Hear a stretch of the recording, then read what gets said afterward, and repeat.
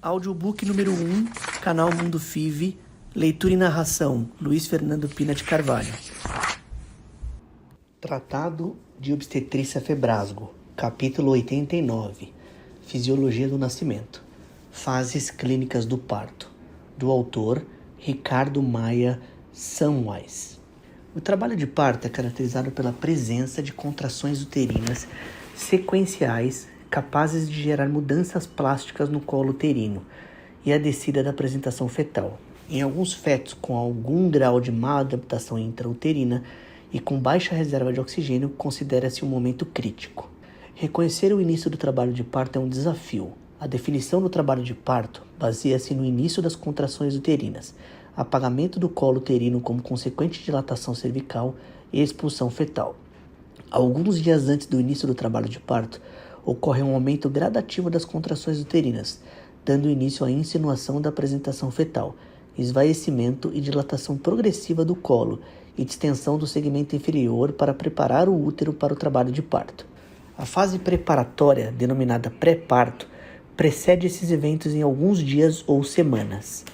Os sinais mais importantes dessa fase são descida do fundo do útero, geralmente de 2 a 4 centímetros, eliminação do muco pelas glândulas cervicais, podendo vir acompanhado ou não de pequena perda sanguínea, amolecimento do colo com posterior apagamento, modificação do direcionamento do colo para o centro do eixo da vagina, contrações uterinas dolorosas, incoordenadas e irregulares. As fases clínicas do parto são processos fisiológicos que culminarão com o parto propriamente dito, divididos em 4 períodos, ou fases clínicas principais. Primeiro período, ou fase de dilatação. Segundo período, ou fase de expulsão. Terceiro período, ou secundamento. Quarto período, ou a primeira hora do pós-parto. O início do trabalho de parto pode ser definido no momento da admissão da paciente ao centro obstétrico. A partir do momento que ela chega com membranas íntegras e contrações efetivas, pressupõe-se dilatação cervical de 3 a 4 ou mais como sendo dados confiáveis para o diagnóstico do trabalho de parto, momento em que termina a fase de pré-parto e se inicia a fase de dilatação. Langhorn, 2012, comparou a duração do trabalho de parto espontâneo de nulíparas que tiveram parto nos Estados Unidos entre 1959 e 1966, com a duração dos partos das parturientes que deram à luz entre 2002 e 2008, e concluiu que a duração no trabalho de parto aumentou em 2 horas. Primeiro período de trabalho de parto, fase de dilatação. Período de esvaecimento e dilatação do colo uterino e formação no segmento inferior do útero e da bolsa das águas. Nas nulíparas, geralmente o esvaecimento do colo precede a dilatação, enquanto nas multíparas, esses procedimentos são concomitantes. Começa com contrações uterinas, metrasístoles intensas, dolorosas e regulares que se iniciam a cada 30 minutos e vão aumentando de intensidade e frequência. Para um efetivo trabalho de parto, essas contrações devem apresentar frequências regulares, entre 2 e 3 contrações a cada 10 minutos, intensidade em média de 40 milímetros de mercúrio e duração entre 30 e 60 segundos, 30 e 90 segundos, em média 60 segundos. A sensação dolorosa se deve à hipóxia das fibras musculares do útero durante a contração. Essas contrações, ditas efetivas, provocarão a dilatação do colo devido à tração que as fibras musculares do colo uterino exercem sobre o segmento inferior e pela apresentação fetal insinuada, que exerce pressão hidrostática sobre a cérvix. A dilatação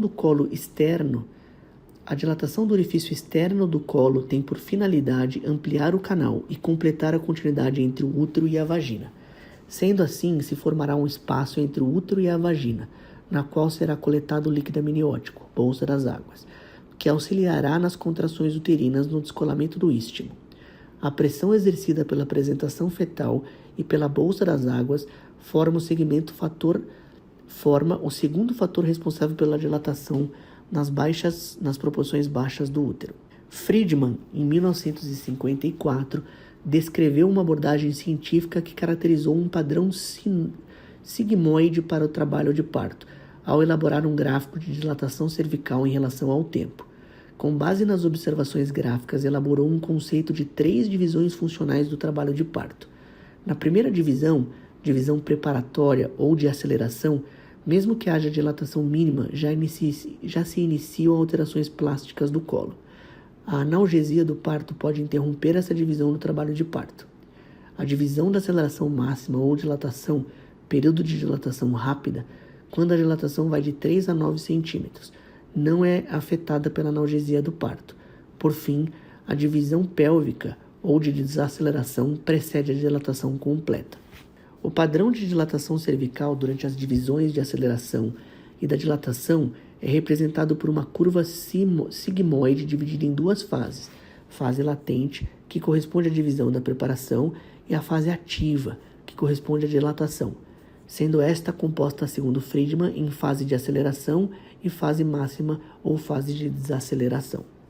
Fase latente.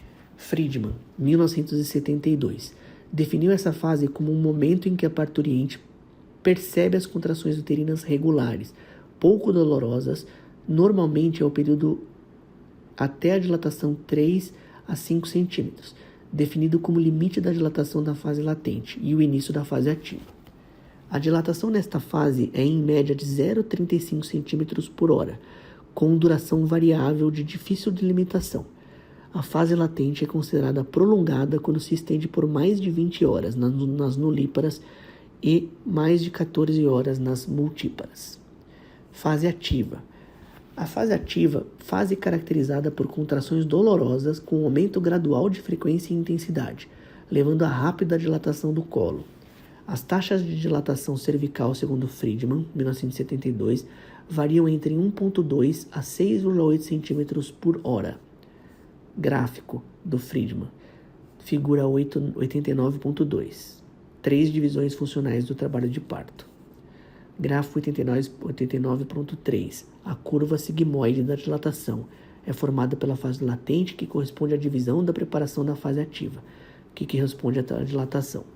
A fase ativa tradicionalmente se inicia com entre 3 e 4 centímetros. Multíparas evoluem em média 1,5 centímetros por hora, com 2,4 horas, máximo de 5,2 horas de duração, e nulíparas entre 1,2 centímetros por hora, com 4,6 horas, no máximo de 11,7 horas de duração. A fase ativa. As anormalidades da fase ativa ocorrem em 25% das nulíparas e 15% das multíparas em trabalho de parto. Friedman subdividiu os problemas de fase ativa em taxa latente de dilatação cervical e descida e parada nas nulíparas, menos de 1,2 cm por hora da dilatação ou menos de 1 cm de dilatação por hora. Nas multíparas, menos de 1,5 cm por hora ou menos de 2 cm da descida por hora. A parada da dilatação foi definida como 2 horas sem dilatação cervical, enquanto parada de descida com 1 hora sem descida fetal. Friedman analisou que 30% das mulheres com distúrbios de dilatação tinham desproporção cefalopélvica e 45% distúrbios de parada. Zhang et al., 2010, publicaram novas curvas de trabalho de parto em um estudo feito com 62.415 pacientes de 19 hospitais nos Estados Unidos, de paridade variada entre os anos de 2002 e 2008, que tiveram gestações a termos com partos normais, com resultados neonatais normais. Estratificaram por paridade e concluíram que nulíparas e multíparas progrediam de forma semelhante até o 6º centímetro de dilatação. Observou-se que existe dilatação relativamente lenta, menos de 1 centímetro por hora, podendo demorar até 7 horas para avançar de 4 a 5 centímetros e mais de 3 horas para passar de 6 centímetros. Após 6 centímetros, o trabalho de parto progrediu mais rapidamente, principalmente nas multíparas, indicando a fase ativa do trabalho de parto. Na fase ativa, analisaram-se que pode levar de 1,4 a 2,2 horas para progredir cada centímetro nas nulíparas e 0,8 a 1,8 por hora para as multíparas. As novas curvas de progressão no trabalho de parto permitem mostrar que a transição entre fase latente e fase ativa está próxima de 6 centímetros de dilatação cervical. Antes de 6 centímetros, a fase latente é mais longa e progride mais lentamente do que a descrita por Friedman. No entanto, a fase ativa do trabalho de parto progride mais rapidamente, em particular nas multíparas. Na curva descrita por Zhang, não há fase de desaceleração próxima de 10 centímetros. No trabalho de Zhang, 2010, foram incluídas apenas gestações de fetos cefálicos em trabalho de parto espontâneo, a termo, e que tiveram como desfecho o parto normal, com os resultados perinatais normais. Foram excluídas as pacientes submetidas à cesariana, a indução do trabalho de parto como duração do trabalho de parto com menos de 3 horas, fetos grandes ou recém-nascidos com baixo peso. Entre as pacientes, 47% utilizaram ocitocina e 71% a 84% foram submetidas à analgesia de parto. A análise dos dados de Zhang mostra a progressão mais lenta da dilatação do colo dos 4 aos 6 centímetros, independente da paridade da paciente, e demonstrou que a partir de 6 centímetros a velocidade da dilatação aumenta, sendo maior em multíparas quando comparadas com primigestas. Segundo período clínico do parto, fase de expulsão. O período se inicia com a dilatação cervical total, estendendo-se até o nascimento do feto. Tem duração média de aproximadamente 50 minutos para nulíparas e 20 minutos para multíparas. A evolução da descida do polo cefálico é representada por uma curva hiperbólica, que divide-se em fase pélvica e fase perineal. A fase pélvica representa a dilatação total do segmento do colo do útero, com a apresentação fetal acima do plano 3 de Deli. Já na fase perineal, a apresentação encontra-se inferior ao plano 3 de Deli. Alguns fatores podem influenciar no tempo de duração deste período. No caso de mulheres com pelve contraída, feto grande e paridade gestacional ou com efeitos da analgesia, esse período pode se tornar mais duradouro. Um estudo realizado por Robson em 2011 evidenciou que o índice de massa corpórea elevado não interfere no segundo estágio clínico do parto. O tempo calculado demonstra, em média, para as nulíparas sem analgesia em 0,6 horas e com analgesia 1,1 hora, enquanto para as multíparas sem analgesia em 0,2 hora e 0,4 hora com analgesia. Considera-se período expulsivo prolongado, segundo o American College of Obstetrics and Gynecology, a ACOG, quando em nulíparas o período perdura por mais de 3 horas com analgesia e mais de 2 horas sem analgesia, e em multíparas mais de 2 horas com analgesia e 1 hora sem analgesia. O trabalho de Zhang, em 2010, estabeleceu novos limites superiores da normalidade para a duração do período expulsivo para a primigesta, de 3,6 horas com analgesia de parto e 2,8 horas sem analgesia, independente da progressão da descida fetal. Acrescentaram 1 hora ao estabelecidos por Friedman. Terceiro período clínico do trabalho de parto, fase de dectação. Período também denominado de secundamento, delivramento ou descedura.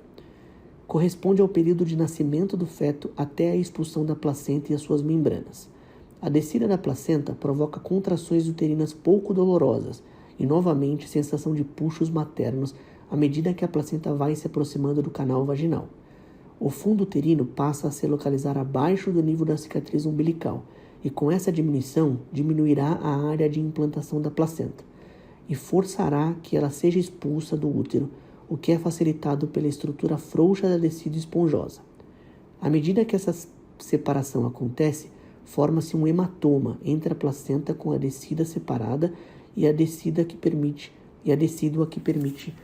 junto ao miometro. Existem 2 tipos de mecanismo de dilatação, conforme o local do útero em que a placenta está inserida. Baudelock-Schütz, BS, mecanismo central de descedura, em que a placenta se encontra inserida posteriormente no fundo do útero. No momento do descolamento, ocorrerá primeiro a esterilização da face fetal da placenta, para então haver eliminação de coágulos, hematoma retroplacentário. Acontece em 85% dos casos. Ou Baudelock-Duncan, BD, mecanismo periférico menos comum de secundamento. A placenta se encontra-se inserida na parte lateral do útero. No momento do descolamento pela face materna, ocorre primeiro o sangramento e logo em seguida a esterilização da placenta. Neste processo de dectação, independente do mecanismo, ocorre perda de sangue de aproximadamente de 300 a 500 ml, que normalmente é bem tolerada pela paciente sem comorbidades. O sangramento em condições fisiológicas normais cessará após a expulsão da placenta. O processo de dectação dá-se em média de 5 a 10 minutos em 80% dos casos, sendo considerado prolongado acima de 30 minutos, quando complicações hemorrágicas se tornam mais frequentes. Quarto período do trabalho de parto, primeira hora do pós-parto. Denominado de período de Greenberg, corresponde à primeira hora após a dectação. Neste período, após o desprendimento da placenta, ocorre a retração uterina com a formação de coágulos fisiológicos. Deve-se ter cuidado particular neste período, devido ao fato de que poderão ocorrer hemorragias significativas, tendo como causa a atonia uterina. Este período é caracterizado por mecanismos que atuarão na prevenção fisiológica do sangramento do leito útero-placentário.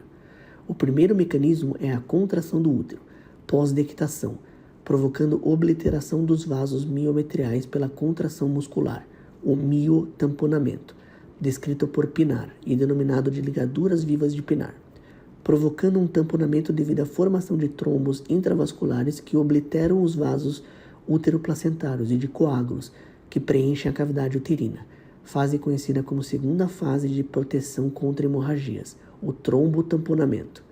Conforme Greenberg, a retirada desses coágulos por manobra de expressão do útero deve ser evitada e considerada não fisiológica. Na fase de indiferença mioterina, o útero intercala períodos de contração e relaxamento miometriais, podendo haver período de sangramento por enchimento do sangue intrauterino.